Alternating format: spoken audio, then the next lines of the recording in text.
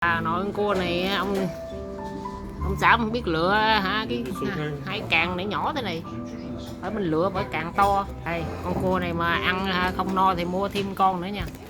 这小叶大哪里好吃？ Đây là应该是它这样的嘛，但是这个大嘞，这个大啊，这个大，这个比较多肉，应该这个对嘛？应该每只一样，这个小的啦。我看每只一样，刚才我看下面一样，啊，哇，很美了，它那个啊，比尔拿来我喝嘞。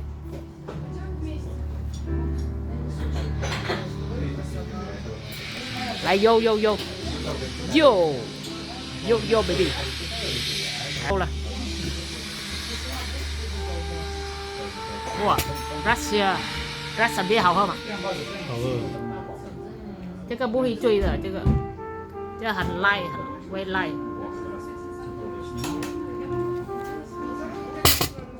这个不会醉的。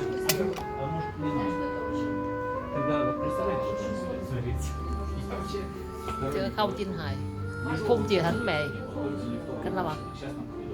哇，空姐很美，